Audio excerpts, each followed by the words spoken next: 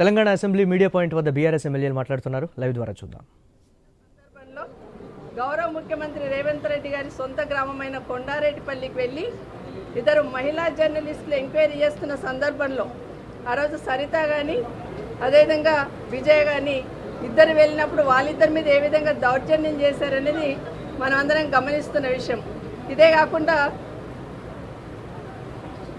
కాకుండా Musi river front సంబంధించి మూసీ దానికి బ్యూటిఫికేషన్ దాంట్లో కూడా మూసీ దాంట్లోనే FTLలోనే ఇల్లుంది రేవంత్ రెడ్డి గారి బ్రదర్ దాన్ని చూపించడానికి వెళ్ళిన ఇంకొక మహిళా జర్నలిస్ట్ మీద కూడా ఏ విధంగా కేసు పెట్టారనేది గమనించాల్సిన విషయం.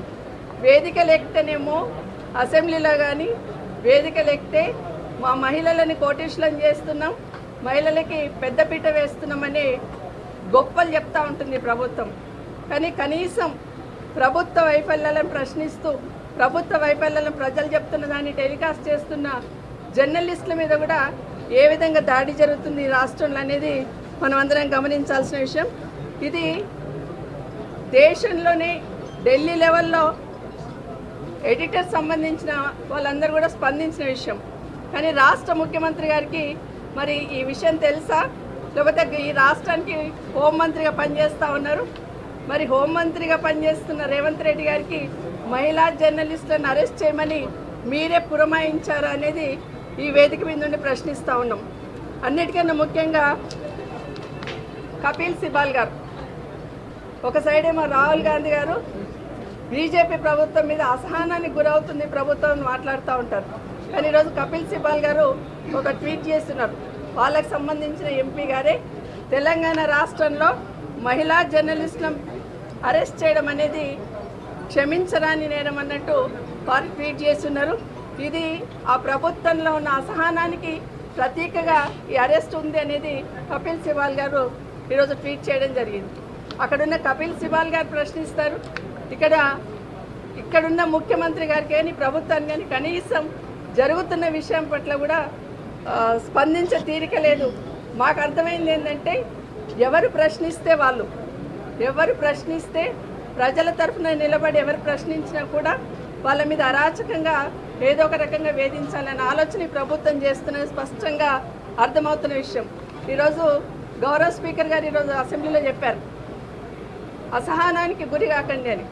కానీ అసహనానికి గురి అవుతున్నది ఎవరనేది ఇప్పటికే ప్రజలు గమనిస్తూ ఉన్నారు. అంటే అసహనంతో ఫ్రస్ట్రేషన్లో ఏం మాట్లాడుతున్నారు. నిన్న గౌరవ ముఖ్యమంత్రి గారు మాట్లాడారు, స్ట్రెచర్ నుండి మార్చరికి పోతారని మాట్లాడినారు. ఎవరు అసహనానికి గురవుతున్నారు, ఎవరు ఫ్రస్ట్రేషన్ గురవుతున్నారు, అసహనాన్ని ఆ ఫ్రస్ట్రేషన్ని ఇటు జర్నలిస్టుల మీద ఏ విధంగా చూపిస్తున్నారు అనే దానికి ఈరోజు స్పష్టమైన సంఘటన ఇది. ఈరోజు గౌరవ ముఖ్యమంత్రి గారిని ఒకటే కోరుతా ఉన్నాం. ఇందిరమ్మ పాలన అంటారు, సోనియా గాంధీ గారు అధ్యక్షుడు నాయకత్వంలో అంటారు. కానీ ఇక్కడికి వచ్చేసరికి మహిళా జర్నలిస్టులు రాస్తున్న వార్తలను కూడా భరించలేని అసహనం మీరు బయట పెడుతున్న విషయాన్ని ఈ సంఘటన ద్వారా నిరూపమవుతుంది. ఇప్పటికైనా ఈ రాష్ట్ర ముఖ్యమంత్రి గారు రాష్ట్రంలో జరుగుతున్న మీడియా ప్రతినిధుల మీద, నాట్ ఓన్లీ మహిళా జర్నలిస్టులు, మీడియా జర్నలిస్టుల మీద జరుగుతున్న ఈ తతంగం ఏదైతే ఉందో మీ అసహనం పరాకాష్ఠకు చేరిందని మాత్రం ఈ సందర్భంగా తెలియజేస్తూ ఉన్నాం. ఇప్పుడే అసెంబ్లీలో కూడా చూస్తున్నాం, జగదీశ్వర్ రెడ్డి గారు మాట్లాడిన మాట ఏంది, ఏ విధంగా జరిగిందనేది మీరు అని మాట్లాడినా కూడా నువ్వు అని మాట్లాడమన్న మాటను ఈరోజు వింటూ ఉన్నాం. కనీసం మాట్లాడుతుంటే వినే స్థితిలో కూడా ప్రభుత్వం లేదు. ప్రతిపక్షం ఏం మాట్లాడుతుందని వినడానికి కూడా సిద్ధంగా లేరు. బయట జరుగుతున్న తంతే ఇక్కడ ప్రస్తావిస్తూ ఉంటాం, దాన్ని కూడా వినడానికి ఈరోజు సిద్ధంగా లేరు. ఎవరు మాట్లాడినా ఏదో ఒక రకంగా వాళ్ళని ఇబ్బంది పెట్టాలనే ప్రయత్నం ఈ రాష్ట్ర ప్రభుత్వం చేస్తూ ఉంది. మహిళా జర్నలిస్టుల అరెస్ట్ని మరొకసారి మనస్ఫూర్తిగా ఖండిస్తూ ఉన్నాం.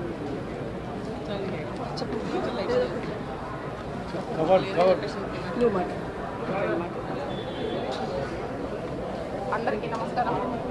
ఈరోజు శాసనసభ సమావేశంలో మరి బడ్జెట్ సమావేశంలో మరి ఈరోజు మాట్లాడుతున్న మా బీఆర్ఎస్ పార్టీ మాజీ ముఖ్యమంత్రి గారు మాజీ మంత్రి గారు జగదీశ్వర్ రెడ్డి గారు మరి ఆయన స్పీకర్ దళితుడు మన అవమానపరిచారని మాట్లాడుతున్నారు. ఆల్రెడీ రికార్డ్స్ ఉన్నాయి.